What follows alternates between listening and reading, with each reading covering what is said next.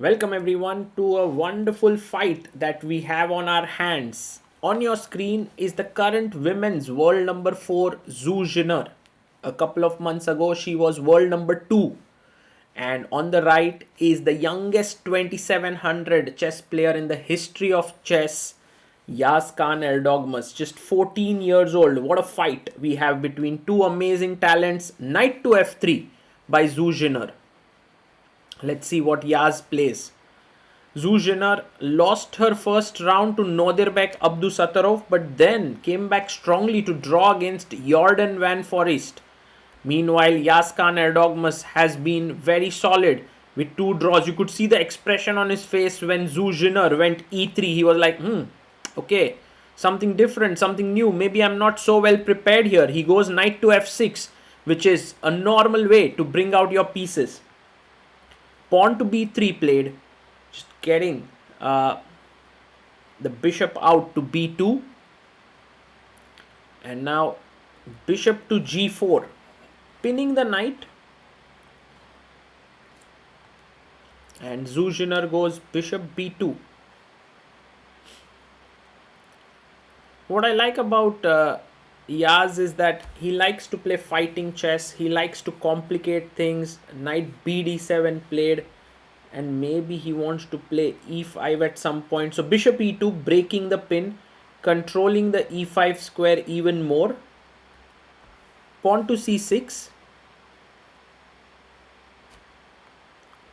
and d3.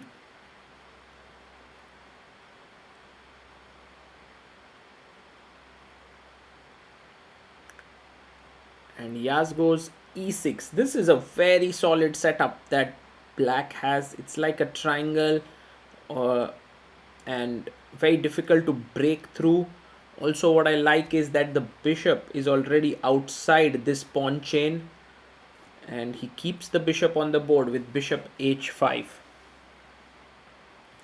Zhu Jiner now goes knight d2. She's keeping her king in the center. She may castle, which seems logical. She could do something else as well. And h6 played to put the bishop on this diagonal and maybe have a square later on h7. Pawn to c4. A logical move, striking in the center. The bishop comes out to d6. And we have knight to d4. A very surprising decision by Zhu Jiner, because she might be expecting that Yaz will take here. But Yaz simply goes bishop g6 and asks, what is your knight doing here? Am I not threatening e5 next? So the knight on d4 is perhaps not so well placed. Knight on d4. And g4 by Zhu Jiner. Okay, she's playing super creatively. Maybe to e5 she wants to jump knight f5. Makes sense. And Yaz now has a decision to make. Knight to c5 could be played to attack the d3 pawn. He goes short castle, a very bold decision, I must say. He's not afraid of these pawns coming at his king. Zhu Jiner says, well, I've said A, I must say B. I'm going all in. I'm going for the attack. Pawn to e5 by Yaz. Strikes in the center. Knight f5 a must. And now you can simply take this knight, which is what Yaz does. Bishop f5. By the way, the time situation should be carefully looked at. 29 minutes for Yaz and 42 minutes for Zhu Jiner. And he now plays queen e7, connecting his rooks. g7 is a soft spot, but to get another piece to attack on that square is not easy. Meanwhile, a3 is played. And Yaz starts now playing on the queen side. a5, a4 could be on the cards. b5 also could be on the cards. Queen c2. Is white preparing a long castle? Not really. a3 would be hanging in those cases. Rook e8. I like how Yaz is just playing calmly, not taking any rash decisions for now. Knight jumps to c5. Maybe e4 is a plan, although you don't want to open up the bishops here. e4 played. Okay, basically if you go d4, everything closes down. It's possible, but d takes e4 makes so much sense. And now pawn takes e4. And rook a d8, putting the rook on the open file. Bishop comes back to e2. I wonder what the bishop's doing there. Maybe just controlling the d3 square. King h7 puts the king on the side. Rook to g3, controlling the third rank, and maybe hoping to double at some point. g6 and rook to f3 played by Zhu Jiner. And I like this move, knight d7, maybe to get the bishop here. She goes knight to f1. Knight g3 is what maybe the plan is. Knight h5. The knight is coming to f4.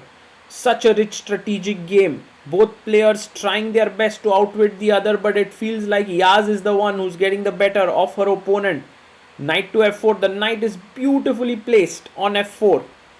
Bishop goes back to f1. And now this move, bishop c5, goes knight to f6. Getting the knight in.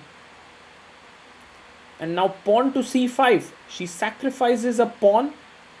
And Yaz is like, okay, I don't know what's happening, I'll take it. Knight to c4, attacking this pawn twice. Maybe somewhere rook f4 should be taken care of, but bishop d4 is such a nice move. Long castle, Yaz down to 2 minutes. Zhu Jiner also has 1 minute. Bishop takes b2. King takes b2. And now chops off the rook on d1. Queen d1. And takes on f5. White takes back. E takes f5. And you have knight d5 played. The rook comes to g3 and queen moves in. So f5 pawn under pressure. King comes up. Now you can't take the f5 pawn. There is a fork. So first the knight is pushed away. And she goes knight e3 but misses knight c3. Check. And resigns the game. Yagiz Kaan Erdogmus scores his first win of the Sigeman Co tournament. Moves to 2 points and in joint lead with 4 other players, Arjun, Magnus, Nodirbek and Andy Woodward. Great game by the youngster, I must say. He kept his cool. He showed that you can't prematurely attack against him. And I would say great positional understanding as well shown by Yagiz Kaan. And Zhu Jiner, she loses the game, but it's amazing to see her in action. And we wish her the best for the remaining round.